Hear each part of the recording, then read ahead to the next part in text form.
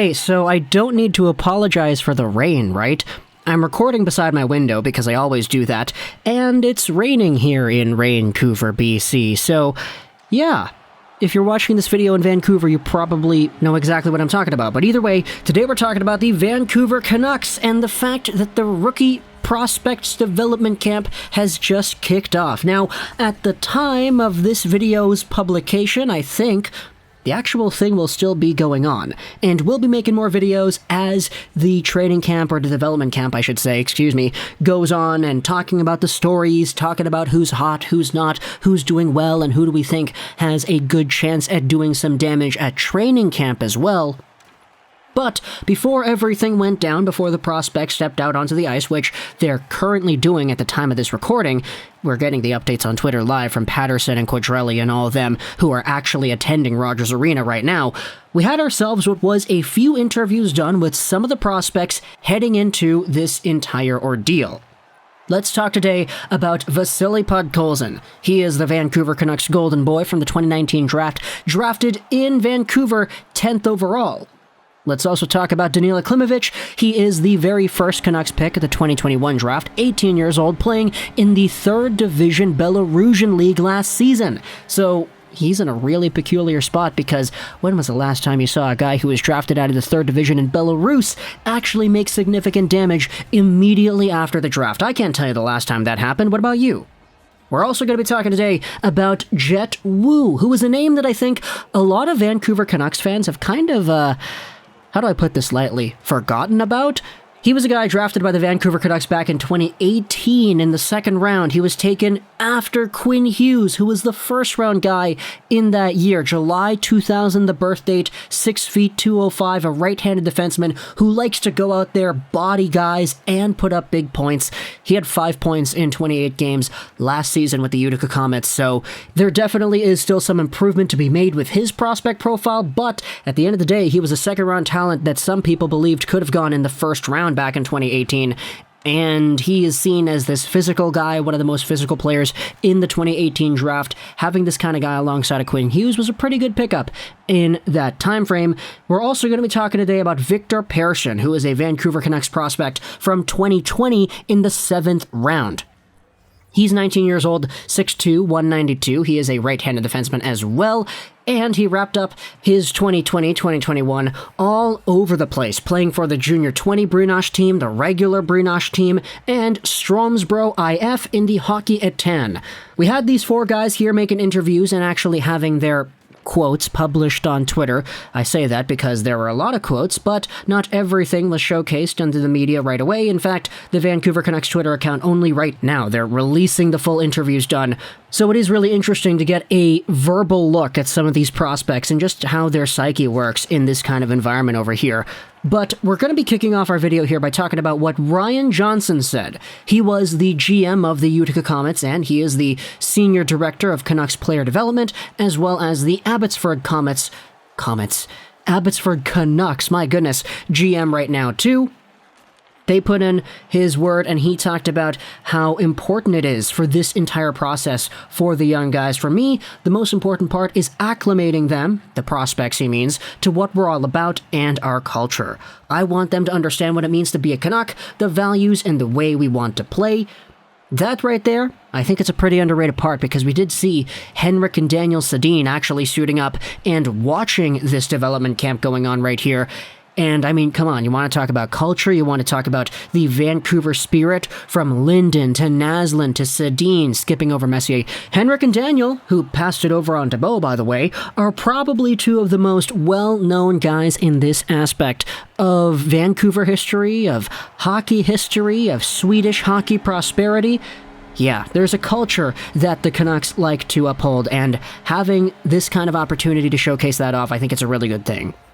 Let's go over onto what Vasili Podkolzin talked about when it came to the transition into Vancouver, because yeah, he's finally here. He is posing with Klimovich and Höglander on the streets of Van, and he actually said in today's interview that he and Höglander are pretty good friends. They have dinner together, and there probably was some other stuff in there because he was kind of laughing while he was saying the quote. But if you take a look at the interview, and I will leave a link in the description to the Vancouver Canucks Twitter account because they posted the video over there, Podkolzin has to go through a translator. However, he does say him and his wife, firstly, are going to be going to tutoring to learn more English.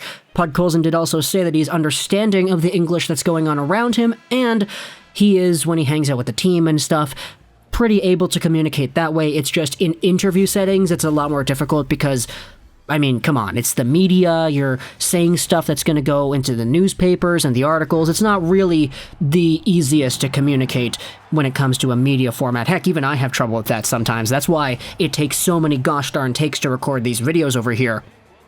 But Podkolzin had himself a pretty good aura of confidence around him, you know? He was smiling, he was at ease, he was not afraid to kind of joke around. He said that he was excited in English, and he kind of had a little bit of a laugh there. He also said that his wife is happy that they're over here in Vancouver, so it's cool to see Podkolzin coming out here, especially with that demeanor change, you know? Back when he was drafted in 2019, I remember the first interview he did over here, and you could tell he was kind of nervous. He was speaking in Russian. He had all these cameras in his face and everything.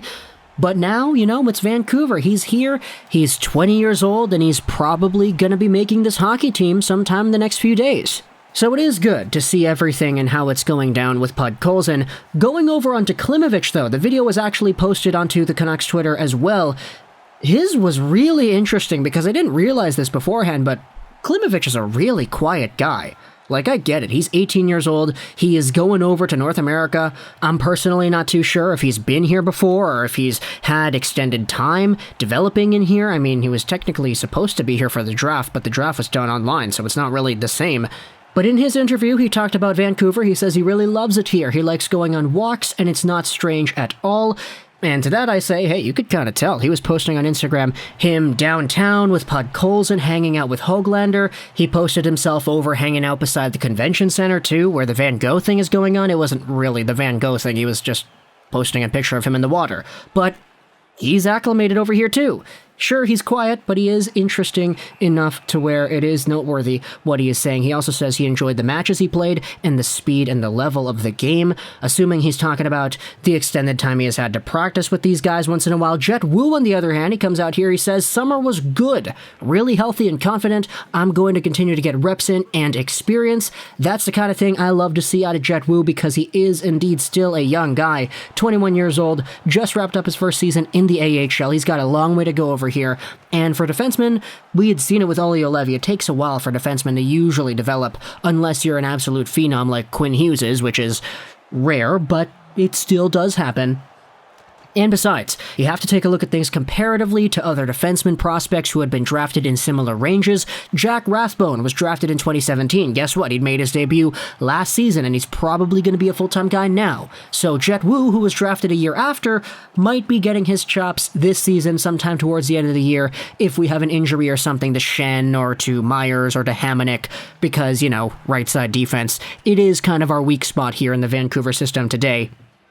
But speaking about right side defenders, let's wrap up with Viktor Persson, talk about what he was able to do and his interview over here as well. He says that it was a big moment, firstly, meeting Henrik Sedin, which is a great thing because, you know, the Swedes, they all love their Sedin twins. Vancouverites, we love our Sedin twins over here too. He says he hasn't been on the ice yet, but being around here in Vancouver is awesome and meeting all the guys.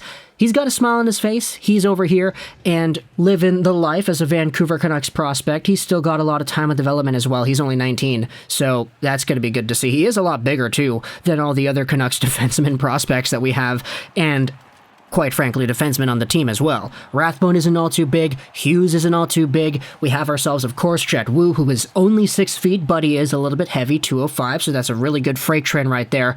Persson's kind of the best of both worlds, 6'2", 192, so he is a little bit lankier, I guess, than some of the other defensemen that we have in their system already.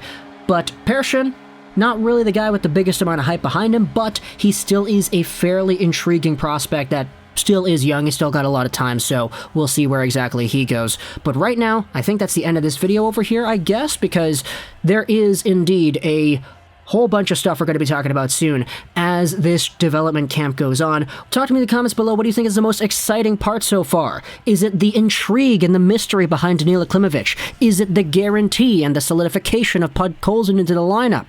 Is it Jett Woo and his big ability to hit bodies? Or is it Viktor Persson and how exactly he has gone out here too, meeting Henrik Sedin and doing all the things? Talk to me in the comments. What do you think? I hope you enjoyed this Research Rolls in the 99. More videos are going to be on the way about training camp and the like. And bye.